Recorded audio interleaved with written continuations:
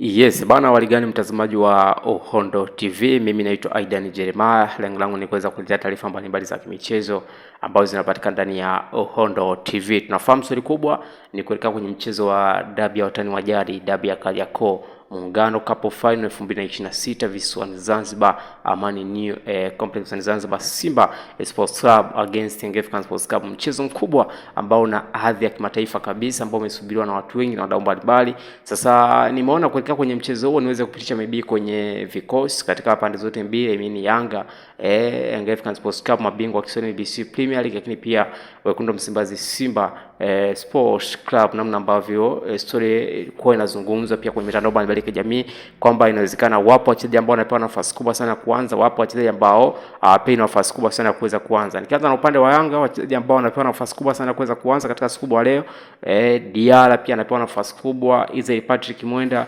Mohamed Hussein, Ibrahim Baka, Bakari Nondo Mwamnyeto, lakini pia Duke Abuya na Mdathi ya Abbas. Lakini pia kwenye eneo la ushambuliaji wachezaji ambao asilimia kubwa kwenye ile imagination ya coach ambao wanapewa nafasi kubwa ya kuweza kuanza katika siku kubwa leo: Prince Mudube, Pacome Zouzoua, Max Mpia Nzengeli pamoja na Aran Okero. Hicho ni coach cha Young Africans Sports Club ambacho kinapewa nafasi kubwa sana kuweza kuanza. Katika upande wa Simba za same, Kaisali pia anapewa nafasi kubwa ya kuweza kuanza, lakini pia Shomi Zewe, Shomari Kapombe, Anthony Murigo, pia Rushan Leok, Chamo, Chama Katus, Neo Maema, Selemani Mwalimu, wachezaji wengine kama bana pewa nafasi kubwa sana kuweza kuanza katika kikosi cha wekundu Msimbazi Simba kwenye eneo la ushambuliaji. Mwalimu namna ambavyo nimemzungumza, lakini pia na Arsene Oula pamoja na Ribas Gwe, hao ni wachezaji wa Simba ambao wanapewa nafasi kubwa sana kuweza kuanza. Lakini pia wachezaji ambao wanapewa nafasi kubwa ya kuweza kukosekana, yupo mchezaji wa Simba Yakub Suleiman ambaye ni golikipa wa Simba, majeraha kutokana ambayo amekuwa nayo majeraha. Lakini pia lazima uzungumzie uwepo mtu Wilson Nangu, pia injury ambayo amekuwa nayo.